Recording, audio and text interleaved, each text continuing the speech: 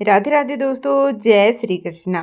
दोस्तों, हर दंपति चाहता है कि उसके घर में भी किलकारियां गूंजे, वह माता पिता बने, संतान की प्राप्ति हो। लेकिन कई बार विवाह के काफी समय बाद भी संतान की प्राप्ति नहीं हो पाती है।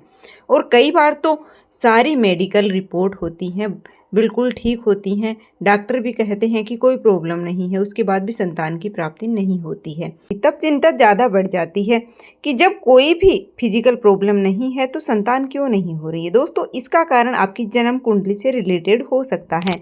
इसके लिए आपको किसी अच्छे विद्वान से, ज्योतिष से अपनी कुंडली जरूर दिखवानी चाहिए, सलाह लेनी चाहिए। उसके बाद अपने पति पत्नी दोनों को अपनी कुंडली से संबंधित जो भी उपाय ज्योतिष द्वारा बताए गए हैं उसे पति पत्नी दोनों को अपनी जन्म कुंडली से संबंधित जो भी उपाय ज्योतिष ने बताए हैं उन्हें जरूर करना चाहिए। लेकिन कई बार लोग ऐसे भी होते हैं जिनकी कुंडली के बारे में उन्हें पता नहीं होता, वह अपना जन्मदिन के बारे में नहीं जानते हैं।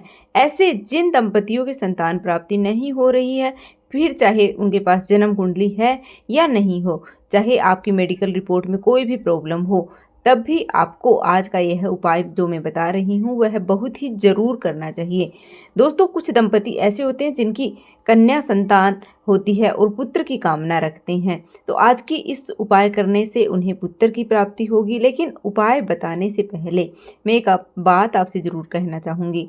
आप इस उपाय को पूर्ण श्रद्धा से करें, विश्वास के साथ करना चाहिए। कोई भी कार्य अगर भगवान से संबंधित कर रहे हैं, आप पूजा पाठ कर रहे हैं, तो पूर्ण रूप से शुद्ध मन से, पूरे विश्वास से, समर्पण भाव से करना चाहिए, जिसमें आपको अवश्य ही सफलता मिलती है। शुरू करने से पहले आपके मन में यह विचार है, वो नहीं होना चाहिए कि मेरा काम होगा कि नहीं। पूर्ण विश्वास होना चाहिए, आपकी मनोकामना अवश्य पूर्ण होगी और आपकी मनचाही संतान की प्राप्ति होगी। फिर चाहे पुत्र हो या फिर पुत्री के लिए आप प्रार्थना कर रहे हैं, जो भी संतान आप चाहते हैं आपको अवश्य ही प्राप्त होगी।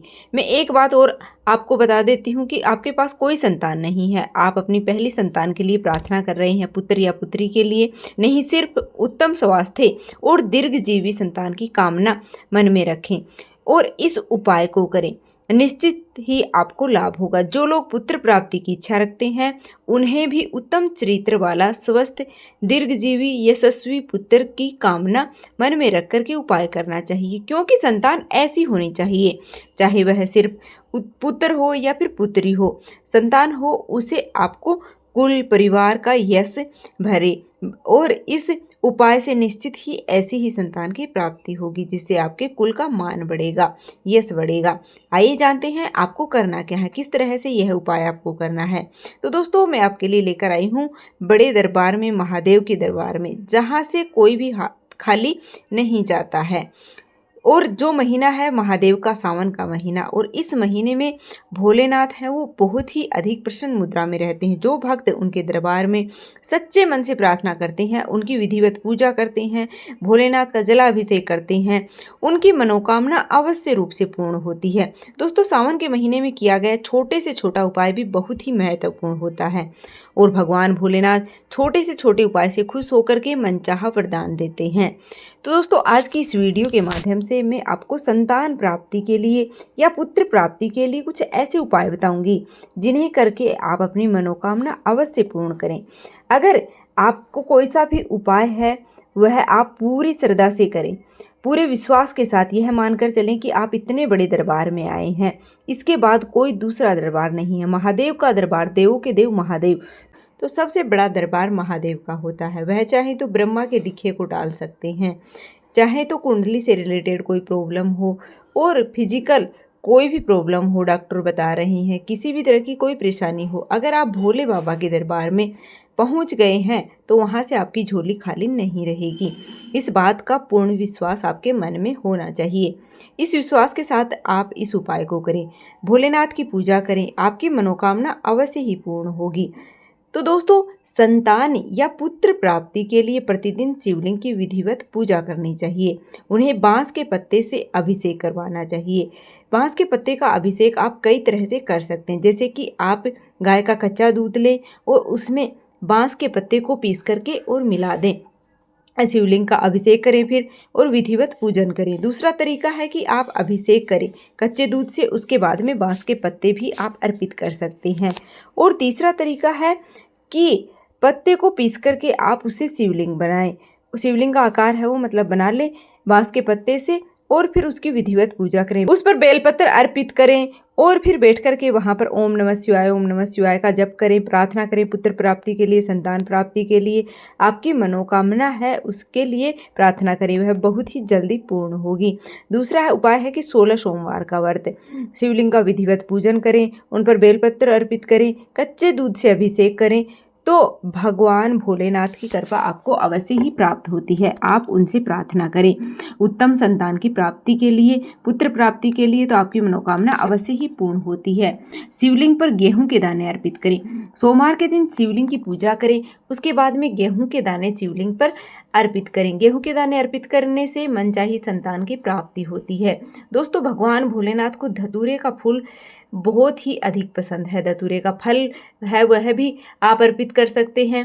भगवान भोलेनाथ को इनमें से आप धतूरे का फल या पुष्प है वो अर्पित कर सकते हैं। इससे सभी तरह के पाप नष्ट हो जाते हैं और जितनी भी तरह की कोई भी आपके संतान प्राप्ति में बाधा आ रही है तो वह बाधा समाप्त हो जाती है अगर आप इस उपाय को करते हैं। भगवान भोलेनाथ पर धतूरे का फूल है वो अर्पित करते हैं पुत्र प्राप्ति के लिए, तो भगवान भोलेनाथ की विधिवत पूजा करें और उनका जलाभिषेक करने के बाद उनके ऊपर धतूरे का फूल अर्पित करें। इससे आपकी मनोकामना है वो अति शीघ्र ही पूर्ण होती है। दोस्तों, अब जो अगला उपाय मैं आपको बताने जा रही हूँ बहुत ही चमत्कारिक उपाय है, और अगर आप इस उपाय को पूर्ण श्रद्धा और विश्वास से करते हैं, मन में विश्वास रख करके अगर आप इस उपाय को करते हैं तो निश्चित ही आपको संतान की प्राप्ति होती है, मनचाही संतान की प्राप्ति होती है, पुत्र की प्राप्ति होती है। इसके लिए आपको किसी भी सोमवार को, और सावन अभी तो चल रहा है तो यह सबसे शुभ समय है इस उपाय को करने के लिए। किसी भी उपाय को करने के लिए मतलब कि जो समय है वह बहुत ही ज़्यादा अच्छा चल रहा है। इस समय भगवान भोलेनाथ एकदम से प्रसन्न मुद्रा में रहते हैं। जो मांगो वह भोलेनाथ इस समय आपको देते हैं। आपकी आस्था अगर सच्ची है तो, अगर आपकी श्रद्धा उन पर अटूट है, अटूट विश्वास अगर आप रखते हैं, तो आप भगवान भोलेनाथ की जो भी पूजा करते हैं सावन के समय में, तो आपको ज़रूर ही मनोकामना आपकी पूर्ण होती है। किसी भी सोमवार के दिन आप सूर्योदय से पहले उठ जाएं और नहा धो करके साफ स्वच्छ वस्त्र धारण करें, और जो वस्त्र वह काले, नीले और भूरे रंग के नहीं होने चाहिए, क्योंकि जो रंग है वह नकारात्मकता का प्रतीक होता है। तो ऐसे में ऐसे कपड़े पहनकर पूजा नहीं करनी चाहिए। और भोलेनाथ को श्वेत वस्त्र पसंद हैं, तो इसलिए आप भगवान भोलेनाथ की पूजा करें तो आपको श्वेत वस्त्र धारण करने चाहिए। लाल, पीले, गुलाबी, किसी भी दूसरे रंग के वस्त्र जो लाइट कलर हो मतलब हल्का रंग हो वह आप पहन सकते हैं। भोलेनाथ की पूजा में बैठ सकते हैं। अगर आप पुरुष हैं तो श्वेत वस्त्र धारण करके पूजा कर सकते हैं, लेकिन स्त्रियां लाल, पीले, हरे या गुलाबी रंग के वस्त्र धारण करके पूजा में बैठ सकती हैं। तो ब्लैक कलर और ब्लू कलर, ब्राउन कलर, इनको बिल्कुल भी आपको पूजा में धारण नहीं करना चाहिए।